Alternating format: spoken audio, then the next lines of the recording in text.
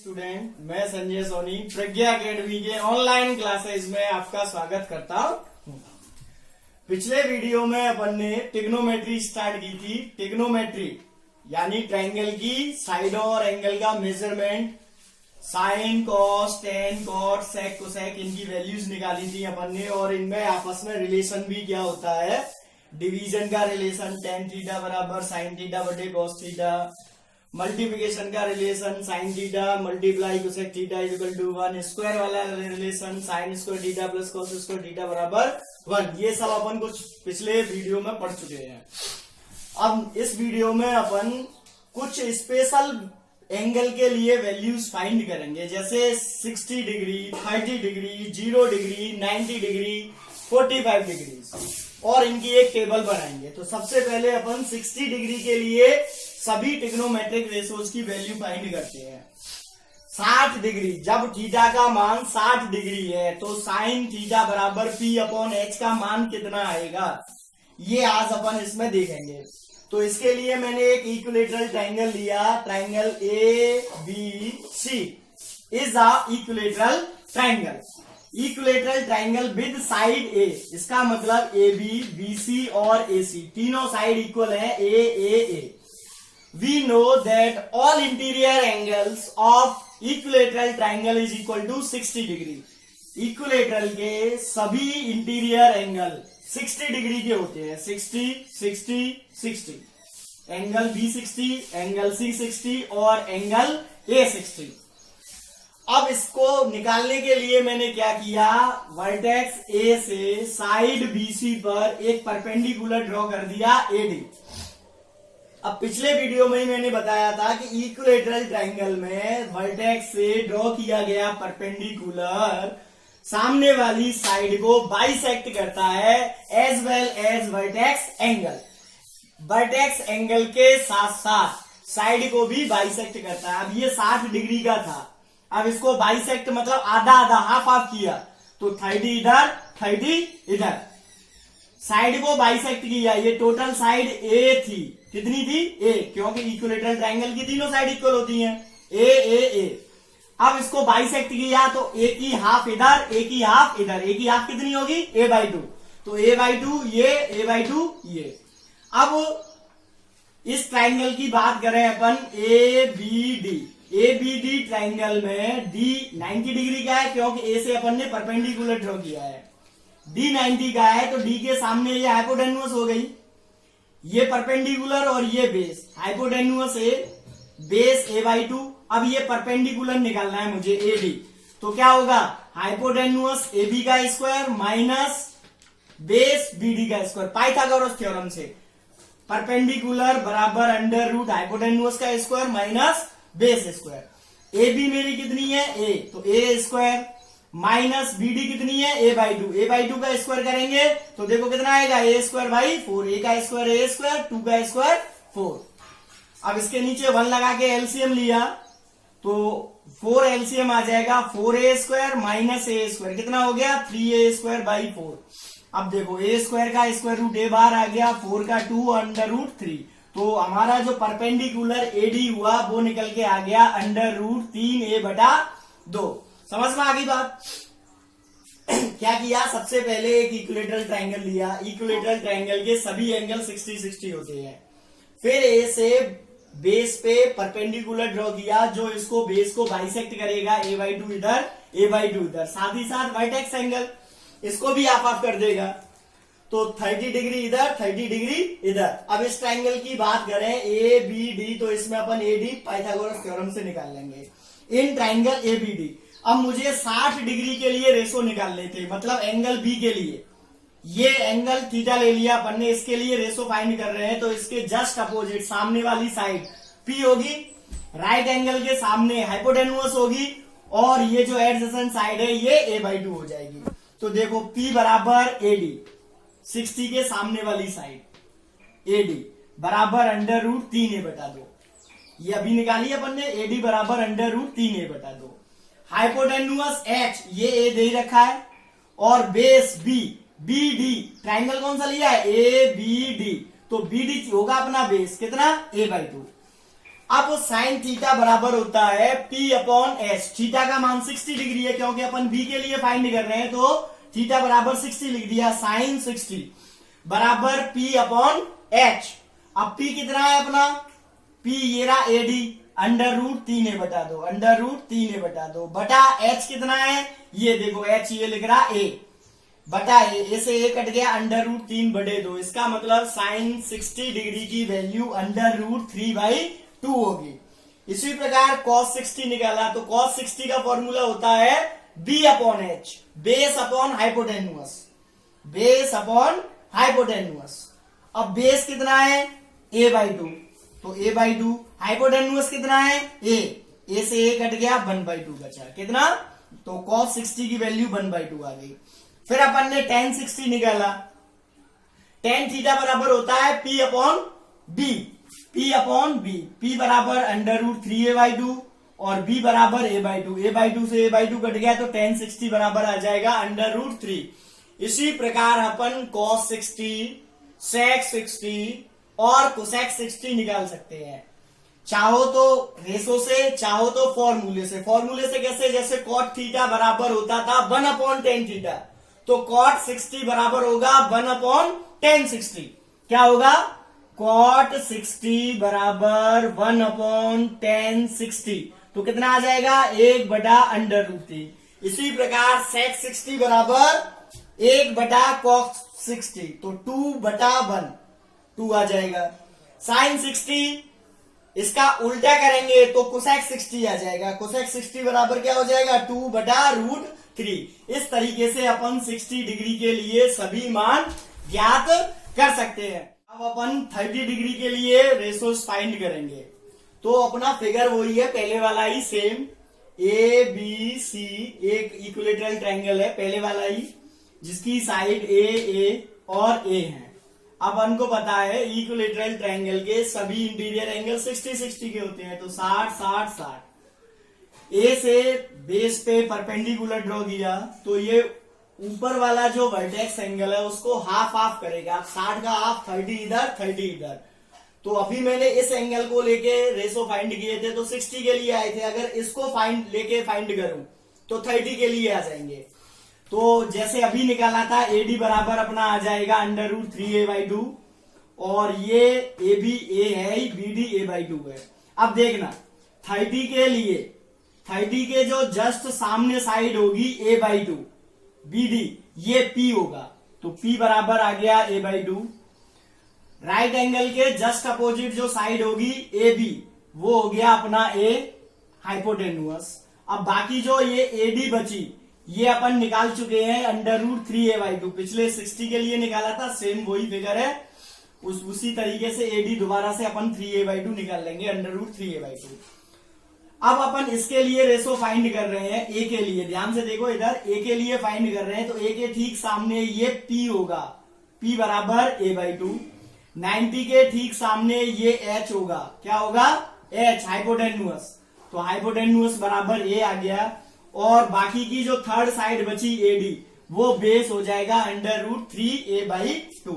तो sine theta बराबर, theta की जगह 30 डिग्री, तो साइन 30 बराबर साइन 30 बराबर P अपॉन H। अब देखो P कितना है a/2 और H कितना है A से A कट गया तो आंसर आ गया 1/2, यानी साइन 30 की वैल्यू होती है 1/2। साइन 60 की आई थी अंडर रूट 3/2। ऐसे ही cos 30 की निकाले अपन, क्या की cos 30 की, तो cos बराबर होता है cos थीटा बराबर B बटा H। B देखो कितना है अंडर रूट 3a/2 और H कितना है हाइपोटेन्यूअस A से A कैंसिल हो गया रूट 3/2, ये cos 30 की वैल्यू आ गई। फिर tan 30 निकाला, tan थीटा बराबर होता है P अपॉन B, थीटा बराबर 30 डिग्री है तो 30 डिग्री या tan 30 आ गया, P बटा B।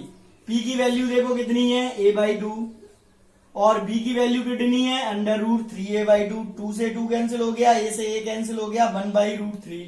तो tan 30 की वैल्यू आ गई अपनी 1/√3। फिर अपन ने cot, sec और cosec की निकाली, तो इनको अपन ने फॉर्मूले से निकाला। पिछले वीडियो में अपन ने पढ़ा था cot थीटा बराबर 1/tan थीटा, तो cot 30 बराबर 1/tan30। अब tan 30 की वैल्यू यहां से अपन ने 1/√3 पुट कर दी, √3 ऊपर चला गया तो कितना आ गया, cot 30 की वैल्यू √3 आ गई।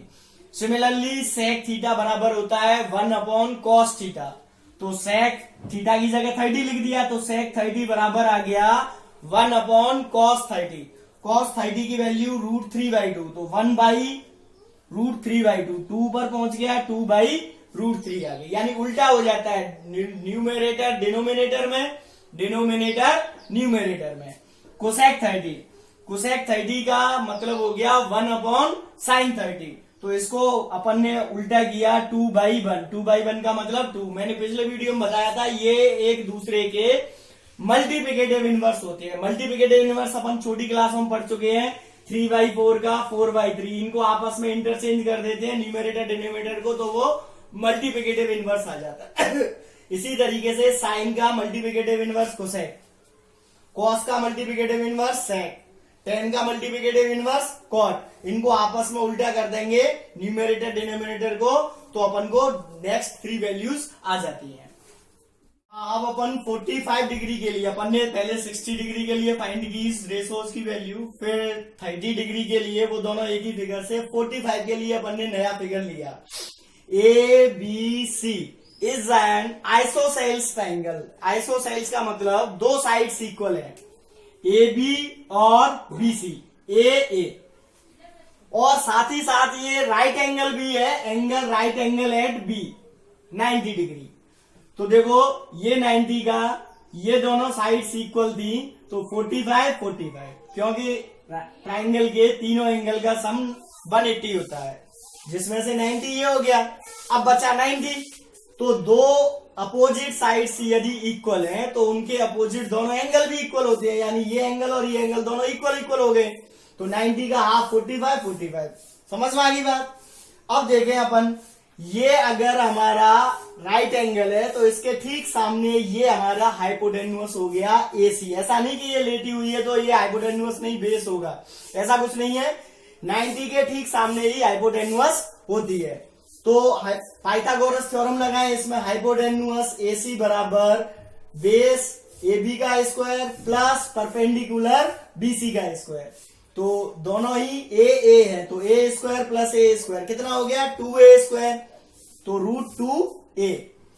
अब अपना ये हाइपोटेन्यूस आ गया। अब इस ट्राइंगल में बात करें, ट्राइंगल ABC में, ये तो 90 डिग्री का हो गया, और इस एंगल के लिए यदि मैं फाइंड करूं तो ये 45 का है, तो एंगल A के लिए इसके ठीक सामने BC, ये क्या हो जाएगा, परपेंडिकुलर, तो परपेंडिकुलर आ गया मेरा A। हाइपोटेन्यूस राइट एंगल के सामने H में अभी निकाल चुका हूं, √2A आ गया। बाकी की ये जो बची बेस, ये कितनी हो गई, A, क्योंकि ये दोनों साइड्स कैसी हैं, इक्वल हैं, आइसोसेल्स ट्राइंगल होने के कारण। तो अब देखो यहाँ पे अपन वैल्यू निकालते हैं। साइन, पहले साइन थीटा बराबर होता है P/H, थीटा की जगह 45 है, तो साइन 45 इक्वल हो गया P/H। P देखो कितना है, A, H कितना है, √2A, A से A कैंसिल हो गया, 1/√2, तो साइन 45 की वैल्यू आ गई 1/√2। सिमिलरली cos 45, तो cos थीटा बराबर क्या होगा, B/H, B/H। अब B देखो, B भी A है, P भी A था, क्योंकि आइसोसेल्स ट्राइंगल है, तो B/H, H √2 है, A से A कैंसिल हो गया, ये भी 1/√2, यानी साइन 45 और cos 45 दोनों ही 1/√2 इक्वल आए। ऐसे ही tan की निकाली, tan 45 P/B, tan थीटा बराबर होता है P/B, A है दोनों, A/A बराबर 1 आ गया। अब नेक्स्ट मैंने पहले बताया था, कॉट, सेक और कोसेक, ये मल्टीप्लिकेटिव इनवर्स से निकालेंगे, यानी इनके उल्टे कर देंगे न्यूमरेटर डिनोमिनेटर को, तो अपने आप आ जाएंगे। कॉट 45 बराबर 1/tan 45, ये 1/1, 1/1, 1 आ जाएगा। सेक 45 1/cos 45, 1 के बटे में लिखेंगे तो ये √2 ऊपर आ जाएगा, यानी न्यूमरेटर और डिनोमिनेटर आपस में इंटरचेंज हो जाएंगे, √2 ऊपर 1 नीचे, तो √2 आ गया। ऐसे ही कोसेक 45 भी कितना आ गया, √2। अब इस तरीके से हमको 30, 45 और 60 ये 3 एंगल्स के लिए वैल्यूज फाइंड हो गई। अब अपन 0 डिग्री और 90 डिग्री के लिए फाइंड करेंगे। अब अपन 0 डिग्री के लिए वैल्यूज फाइंड करेंगे। 0 डिग्री के लिए थोड़ा सा अलग है। देखो अपन सपोज करें ये ट्रायंगल है ABC, राइट एंगल ट्रायंगल है क्या, यानी इसका एंगल भी अपन ने 90 डिग्री फिक्स कर लिया, और ए कोई एंगल है थीटा।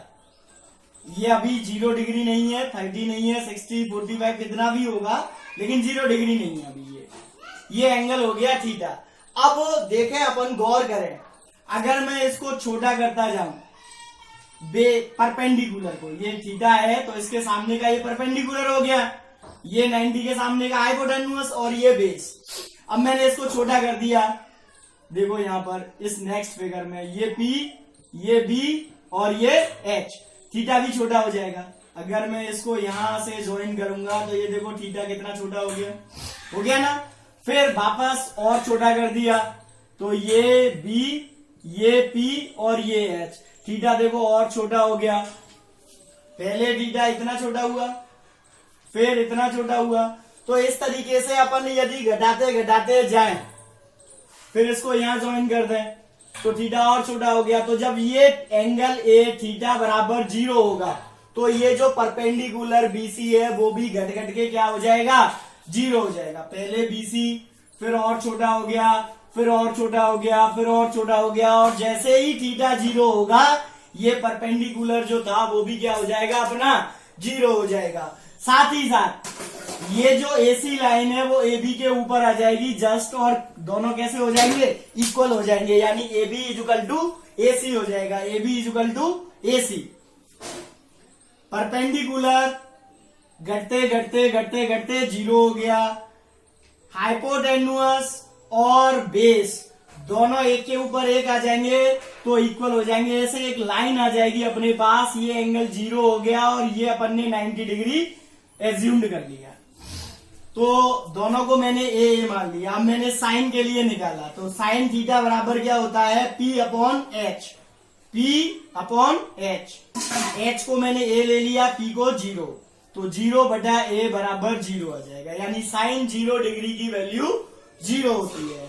कॉस 0 डिग्री, कॉस बराबर होता है B अपॉन H। अब B और H दोनों मेरे ए इक्वल हैं तो ये वैल्यू आ जाएगी 1। फिर tan निकाला, tan बराबर होता है P बटा B। P देखो कितना है, 0, B बेस कितना है, A, तो 0 अपॉन A इक्वल टू 0। अब कॉट निकाला तो कॉट बराबर होता है 1 अपॉन 10, तो 1 अपॉन 10 की वैल्यू कितनी आई थी, 0, 0, 1 अपॉन 0 बराबर इन्फिनिटी, 0 नहीं होता है। यदि 0 में डिवाइड करेंगे तो 0 आएगा, 0 से डिवाइड करेंगे तो इन्फिनिटी आएगा। तो कॉट इन्फिनिटी का मतलब नॉट डिवाइड, कोई पता नहीं है कितना है, तो अनंत बोलते हैं इसको, अपन क्या बोलते हैं, अनंत। फिर सेक निकाला, सेक 0 बराबर हो जाएगा 1 अपॉन कॉस 0। कॉस 0 की वैल्यू 1 है तो 1 अपॉन 1 इज इक्वल टू 1 आ गया। कोसेक 0 1 अपॉन साइन 0, साइन 0 की वैल्यू 0 तो 1 अपॉन 0। अब 0 से डिवाइड करेंगे तो इन्फिनिटी आएगा, यदि 0 में डिवाइड करेंगे तो 0 आता है। हाँ, अपन 90 डिग्री के लिए फाइंड करना चाह रहे हैं।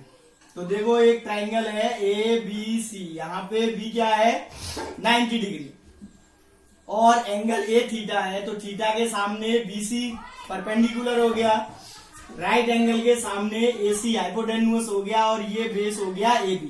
अब मैंने क्या किया, इस बेस को छोटा किया, देखो यहां से इसको छोटा करना चालू किया तो ये एंगल अब बड़ा हो गया, पहले से थीटा ये बड़ा हो गया। फिर और छोटा किया और बड़ा, ये थीटा बड़ा करने पे ये AB क्या होता जा रहा है, छोटा होता जा रहा है। AB छोटा छोटा छोटा, तो एक कंडीशन ऐसी आएगी कि जब ये AB क्या हो जाएगा, 0 हो जाएगा। तो 0 हो जाएगा तो ये वाली जो साइड AC और ये जो परपेंडिकुलर BC है ये दोनों एक ही लाइन हो जाएंगी, 90 और 90, यानी हमारा जो बेस होगा वो कैसा हो जाएगा, 0 हो जाएगा। तब जाके अपन को एंगल कितने का मिलेगा, 90 डिग्री का मिलेगा। तो देखो P और H, BC और AC ये तो दोनों इक्वल हो गए अपने A, और जो बेस था AB वो हो गया 0। तो अपन साइन 90 के लिए निकालें तो P अपॉन H, P कितना A, H कितना A अपॉन A बराबर आ गया 1। फिर cos निकाला, cos 90 cos थीटा बराबर होता है B अपॉन H। B कितना 0, H कितना A, 0 अपॉन A बराबर 0 में डिवाइड कर रहे हैं तो 0 आएगा। फिर tan निकाला, tan 90 tan थीटा बराबर P अपॉन B, P बटा B। P देखो कितना है A, B कितना है 0, यहां पे 0 से डिवाइड हो रहा है तो आएगा अनंत, इनफाइनाइट, नॉट डिफाइंड। फिर कॉट निकाला, कॉट बराबर होता है B अपॉन P। पहले अपन ने फॉर्मूले से निकाला, फॉर्मूले से भी निकाल सकते हैं 1 अपॉन 10, लेकिन B अपॉन P इससे भी निकाल सकते हैं B अपॉन P। B कितना 0, P कितना A, 0 अपॉन A बराबर 0, 0 में डिवाइड हो रहा है। और अगर 1 अपॉन 10 से निकालें देखो तो कितना आएगा 1 अपॉन 10 कितना है इनफाइनाइट, 1 बटा अनंत अपन 0 रखते हैं। क्या लिखते हैं 1 बटा 0 अनंत। देखो यहां पर 1 बटा 0 बराबर अनंत, अगर इसको ट्रांसपोज करेंगे तो 1 बटा अनंत बराबर कितना आ जाएगा 0। फिर अपन ने सेक निकाला, सेक 90 सेक बराबर होता है hypotenuse upon base, hypotenuse H A और बेस 0 A अपॉन 0, यहां पे भी 0 से डिवाइड कर रहे हैं तो कितना आ जाएगा infinite. Cosec 90 hypotenuse upon perpendicular H upon P, देखो H कितना A, P कितना A अपॉन A बराबर 1। इस तरीके से अपन को 0, 90, 30, 45 और 60 के लिए वैल्यूज प्राप्त हो चुकी हैं। अब अपन इसकी सबकी इनको एक टेबलाइज करेंगे और उसको लर्न करना है अपन को। तो अभी अपन ने जो वैल्यूज फाइंड की थी 0 डिग्री, 30 डिग्री, 45 डिग्री, 60 डिग्री और 90 डिग्री, इनको एक टेबल के रूप में बना के और अपन को लर्न करना है। तो देखो मैंने यहाँ पे एक टेबल बनाई है जो आपको दिख रही होगी। एंगल और रेशोज, रेशोज का मतलब अपने पास 6 रेशोज होते हैं, sine, cos, tan, cot, sec, cosec. Angle 0 degree, 30 degree, 45 degree, 60 degree और 90 डिग्री, इनके लिए वैल्यूज फाइंड की है। हायर क्लासेस में क्या है, डिग्री की बजाय जो रेडियंस में मेजरमेंट होती है वो ज्यादा काम आती है। हमको पता है एंगल को अपन डिग्रियों में मापते हैं, रेडियंस में मापते हैं और ग्रेडियंस में मापते हैं। तो इनमें से सबसे ज्यादा जो सर्कुलर सिस्टम में रेडियन होता है वो ज्यादा काम आता है हायर क्लासेस में, तो अपन को वो भी साथ ही साथ लर्न करना है। डिग्री से रेडियन में बदलने के लिए, डिग्री से रेडियन में बदलने के लिए अपन एंगल को पाई बटा 180 से मल्टीप्लाई कर देते हैं। 0 को पाई बटे 180 से मल्टीप्लाई किया, 0 आ गया। 30 डिग्री को पाई बटा 180 से किया तो देखो 0 से 0 कट जाएगा, 3 6 18 पाई बाई 6 आ जाएगा। इस तरीके से 30 डिग्री या पाई बाई 6 रेडियन, 45 डिग्री या पाई बाई 4 रेडियन, 60 डिग्री या पाई बाई 3 रेडियन, 90 डिग्री या पाई बाई 2 रेडियन। अपन अभी से प्रैक्टिस करेंगे रेडियन और डिग्री दोनों को साथ साथ याद करने की। वैसे बदलना आता ही अपन को, डिग्री से रेडियन में बदलने के लिए पाई बटा 180 से गुणा कर दो, रेडियन से डिग्री में बदलने के लिए 180 बटा पाई से गुणा कर दो। तो देखो सबसे पहले अपन ने जो वैल्यूज फाइंड की थी, साइन 0 का मान 0 आया था, 30 का मान 1/2 आया था, 45 का मान 1/√2 आया था और 60 का मान √3/2 और 90 का मान 1, ये लिख लिए। अब कॉस के लिए अपन ने क्या किया, वैसे तो वैल्यूज निकाल चुके हैं अपन कॉस की भी, लेकिन याद करने की सुविधा की दृष्टि से कॉस के लिए अपन साइन को 90 की तरफ से लिखना चालू करते हैं। 1 को 0 की जगह, फिर √3/2, फिर 1/√2, फिर 1/2 और 0, यानी बैक साइड से लिखना स्टार्ट करते हैं। तो यहां पे अपन देखते हैं जो वैल्यू साइन 0 की थी वही कॉस 90 की निकल के आई है, यानी साइन और कॉस में 90 वेज का डिफरेंस होता है। टेन के लिए अपन ने साइन बटा कॉस का यूज किया, 0 बटा 1 0 आ जाएगा, 1 बटा 2 बटा √3/2, 2 से 2 कट गया, 1/√3 आ गया, 1/√2 डिवाइडेड बाई 1/√2 1 आ गया, √3/2 डिवाइडेड बाई 1/2, 2 से 2 कैंसिल हो गया, √3 आ गया, 1/0, 0 से डिवाइड करेंगे तो इनफाइनाइट, कॉट के लिए फिर 10 को उल्टा लिख दें, 10 √3 1 1/√3 0। सेक के लिए कॉस का डिनोमिनेटर ऊपर न्यूमरेटर नीचे, तो इसके नीचे 1 लगा के 1 ऊपर 1 नीचे तो 1 ही आएगा। ये 2 ऊपर √3 नीचे 2/√3 हो गया, √2 ऊपर 1 नीचे √2 हो गया, 2 ऊपर 1 नीचे 2 हो गया, और इसके नीचे 1 तो 1/0 इनफाइनाइट हो गया। कोसेक के लिए वापस फिर इसको उल्टा लिख दें, इनफाइनाइट 2 √2 2/√3 और 1। अब मार्केट में कई 100 ट्रिक्स भी प्रचलन में है, मैं भी बता रहा हूं, लेकिन आगे हायर क्लासेस में फायदा अपन को जब भी मिलेगा जब ये अपन को बहुत अच्छे से लर्न होंगे कि √3/2 देगा तो तुरंत दिमाग में आ जाए कि ये cos 30 की है या sin 60 की है, cos 30 या sin 60। अब देख लो क्वेश्चन के अकॉर्डिंग कौन सा यूज में लेना है, cos लिखना है या sin लिखना है। तो इस तरीके से ये अपन को लर्न ही करनी है। ट्रिक मैं बताई दे रहा हूं। सबसे पहले अपन ने sign cos tan cos sec cosec लिख लिए, फिर यहां 0 1 2 3 4 ऐसे लिख लें, 0 1 2 3 4, फिर डिवाइडेड बाई 4 4 कर दें सबके और उनका स्क्वायर रूट ले लें, तो ये अपन की साइन की वैल्यूज आ जाती है। देखो 0 डिवाइडेड बाई 4 0 आ गया, 0 का स्क्वायर रूट 0, साइन 0 की वैल्यू आ गई। 1/4 स्क्वायर रूट में, तो 1 का स्क्वायर रूट 1 आ गया, 4 का 2 आ गया, तो 1/2 आ गई साइन 30 की वैल्यू। 2 से 4 2 बार कट गया, 1/√2 आ गई 45 की वैल्यू। 4 का स्क्वायर रूट 2 बार आ गया, √3/2 आ गया, और 4/4 1 हो गया, 1 का 1 आ गया। इस तरीके से अपन को साइन की वैल्यूज प्राप्त होती हैं। देखो दोबारा सुन लो, 0 1 2 3 4 4 तक काउंटिंग लिख ली, सबके डिवाइड में 4 लगा दिया और इनका स्क्वायर रूट निकाल दिया। सबके डिवाइड में बटे में 4 लगा दिया और सबका क्या ले दिया, स्क्वायर रूट वर्गमूल।